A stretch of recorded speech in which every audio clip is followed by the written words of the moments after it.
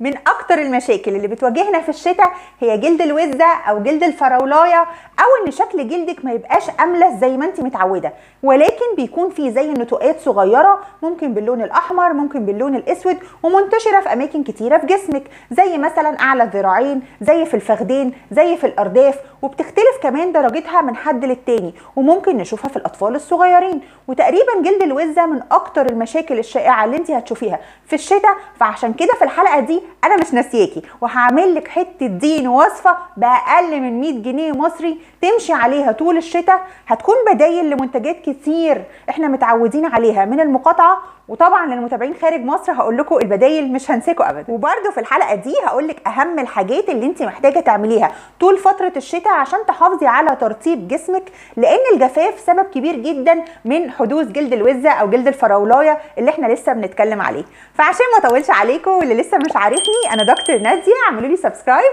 ويلا نبدا الحلقه. الاسم العلمي لجلد الوزة هو كيراتوزيس بايلاريس، ودي عبارة عن حالة جلدية شائعة جدا، تقريبا بيصاب منها 80% من الناس.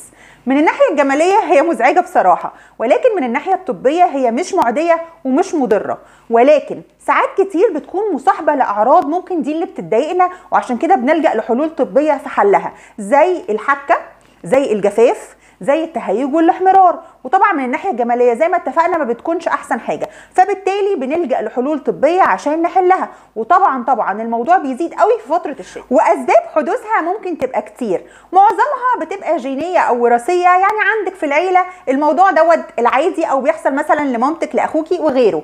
ولكن برضو خلينا نقول ان السبب الطبي الرئيسي هو تراكم الكرياتين حوالين بصيله الشعر، بيسد المسام، فبالتالي الشعرايه بتنمو لجوه، فده بيعمل شكل النتوءات اللي هي بتبقى بره على الجلد من بره كده، عشان الكرياتين متراكم وسادد المسام.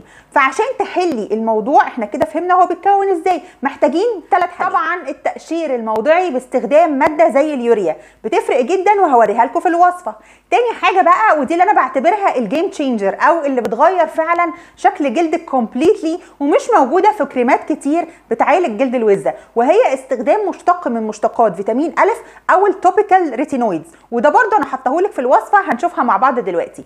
وتالت حاجه هي الحاجات اللي انت محتاجه تعمليها وقت الشاور ووقت ازاله الشعر، عشان الموضوع ما يتفاقمش، بالعكس نقلل من ظهور النتوءات دي على الجلد، فجلدك تاني يرجع املس. واول حاجه بالنسبه للشاور بتاعك، انت محتاجه انه يكون بماء فاتر والمده قصيره من 5 ل 10 دقائق بس، لان الميه الكتير لما بتفضل على جلدنا بتساعد في ان احنا تزيد الجفاف بتاعها، واحنا طبعا مش عايزين ده خالص، احنا محتاجين نرطب ونعالج قصه الجفاف. فالشاور بتاعك مدته قصيره بميه فتره.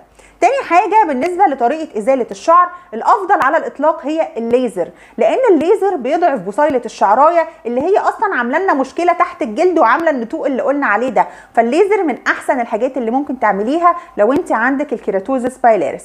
والاهم بقى من ده كله ان انت تعملي الوصفه اللي هقول لك عليها دلوقتي، ولكن الاول ما تنسنيش في اللايك والسبسكرايب والشير، ولو انت كملتي معايا الحلقه انا اكيد هكون مبسوطه جدا. وبرده ما تنسوش بليز تعملوا لي فولو على الانستجرام، لاني بنزل عليها كل يوم ستوريز بقى وحاجات البنات دي، فاللي هو ما تنسونيش بليز على الانستجرام. ويلا بينا نشوف الوصفه بتاعت النهارده بتتكون من 3 كريمات اساسيه، كريم الادابالين، كريم البانتينول، وكريم الكرباميد. واللي فعلا بيغير الوصفه قلبا وقالبا هو اضافه الادابالين، بس لازم بالكميات المظبوطه اللي انت هتشوفيها معايا. اول حاجه هاتي وعاء او اي طبق عندك تقدري تحطي فيه الوصفه وتعمليها بسرعه. بنستخدم نص معلقه من الادابالين زي ما انتم شايفين، الادابالين اللي احنا مستخدمينه هنا جل، وتقدري تستخدمي اي بديل ليه زي مثلا الماربالين كريم.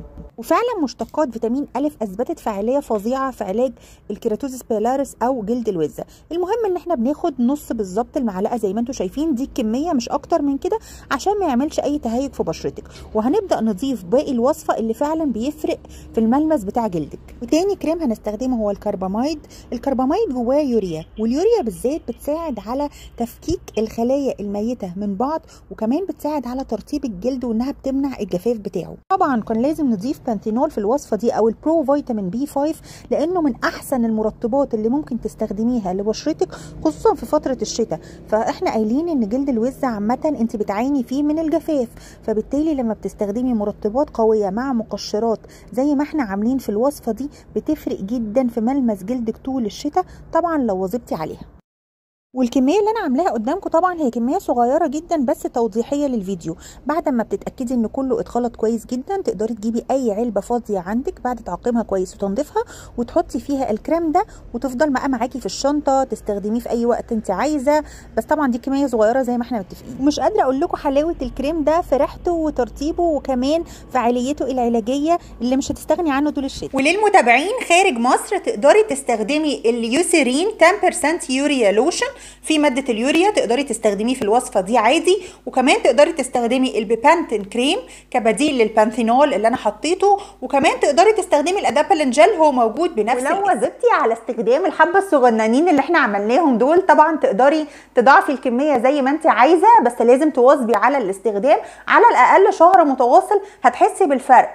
انا كان عندي الموضوع جيني فطبعا كنت محتاجه على طول كنت بستخدم السكاليا AHA، وبما ان الايزيس فارما والحاجات الفرنسويه كلها بقت في المقاطعه قعدت اذاكر واشوف ايه اللي ممكن فعلا نستخدمه كويس جدا يجيب نتيجه سريعه. وبقالي شهر بستخدم القصه دي، جلدي بقى تحفه خصوصا في الدراعات من فوق لان انا كان عندي زي نمش وكمان كيراتوزيس بايلاريس او جلد الوزه، فرقت جدا والموضوع اختلف معايا قوي. فعشان كده بقول لك استمري على الوصفه دي اكيد هتفرق معاكي. ما تنسونيش في اللايك والسبسكرايب والشير وشاركوا الحلقه مع اصحابكم لان فعلا الموضوع يعني مش هياخد منك وقت خالص زي ما شفتي في الفيديو وهيديكي نتيجه هايله جدا. ودلوقتي هسيبكم مع بلاي ليست فيها كل حاجه محتاجه تعرفيها عن الريتينول، وكمان هسيبكم مع حلقه تحفه فيها مرطب خطير انت اكيد محتاجاه في الشتاء. هستنى منكم الكومنتس بتاعتكم تقولوا لي تجربتكم بعد لما تجربوا الوصفه، واشوفكم في الحلقه الجايه.